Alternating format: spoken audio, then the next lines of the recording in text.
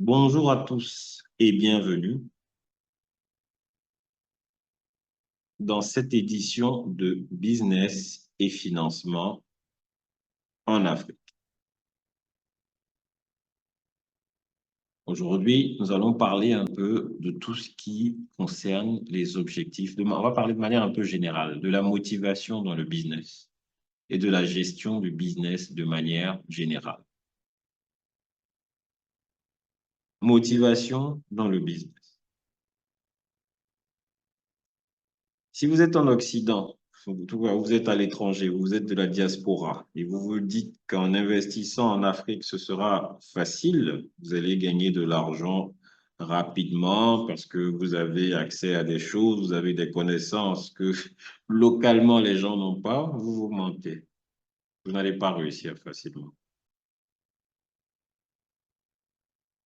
Si vous êtes également là localement en Afrique et que vous vous dites, voilà, je travaille, mais je veux monter un business dans tout ce qui est, je vais lancer un restaurant ou bien ce qui est à la mode, je vais le lancer dans tout ce qui est VTC, Yango, taxi, ça va tourner, ça va marcher du jour au lendemain. Vous vous mentez également, ça ne va pas marcher aussi facilement.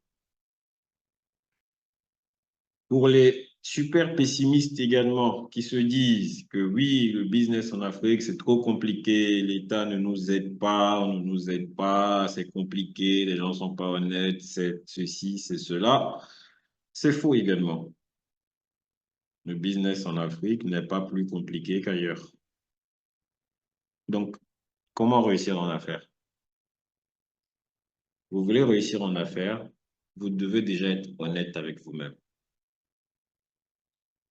Quels sont vos objectifs quand vous montez votre business? Si votre objectif, c'est de vous enrichir rapidement, c'est impossible. Vous regardez la plupart des businessmen, personne ne s'est enrichi rapidement. Quand vous regardez des personnes comme Bill Gates, ils ont eu du succès à 30 ans. Bah, ils ont commencé le business depuis qu'ils avaient 13 ans. Donc, si votre objectif, c'est de vous enrichir rapidement, même si vous vendez des substances illicites, vous ne pourrez pas vous enrichir rapidement. Ça ne se passe pas comme ça. Même dans ce domaine-là, on commence d'abord dealer dans la rue avant de devenir un baron. Donc, des motivations. Deuxième chose, donc, quel type de motivation on peut avoir? Donc, quand vous devez monter votre business, le vrai sujet, c'est quelle valeur vous allez apporter. Est-ce que vous allez apporter de la valeur ajoutée à quelqu'un?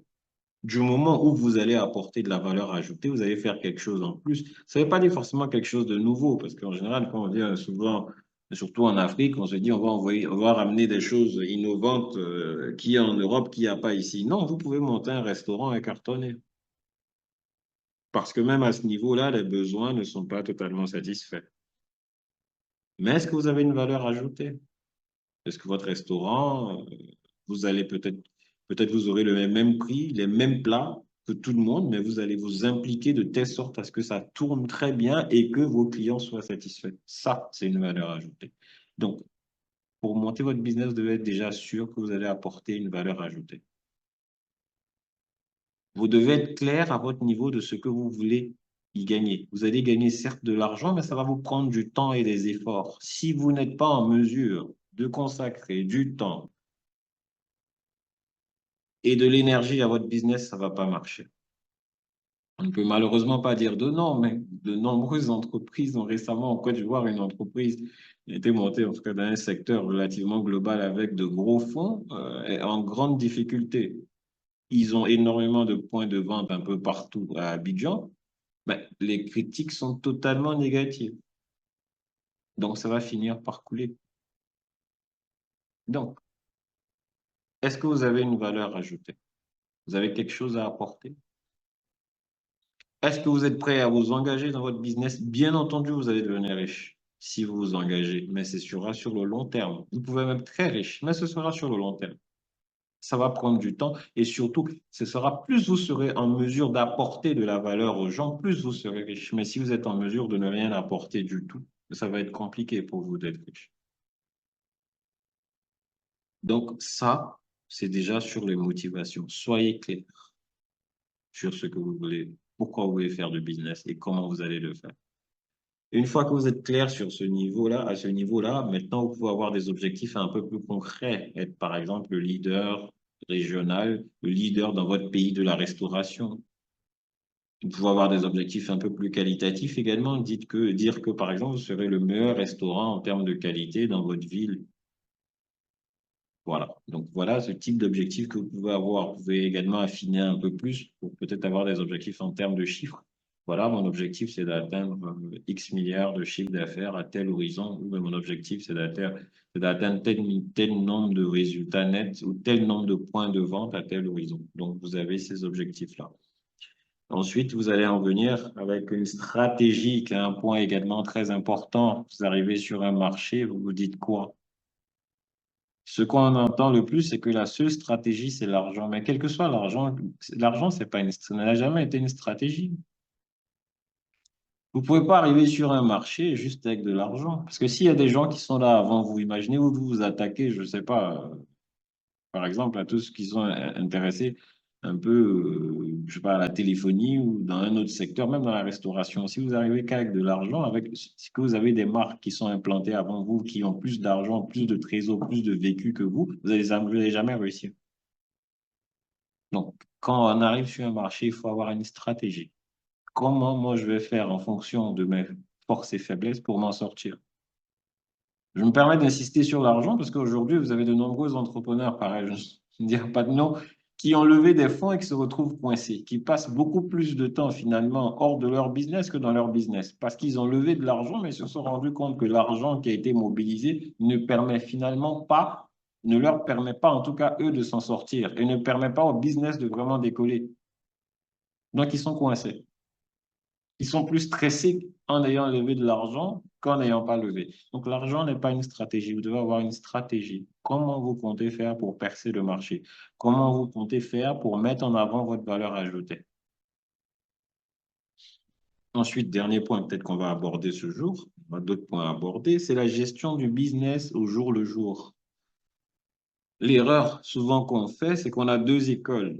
Donc, vous avez le businessman qui n'est jamais là, qui se dit que son business va tourner tout seul, donc il n'a pas besoin d'être là. Il n'a qu'à mettre les gens, les choses et ça va marcher.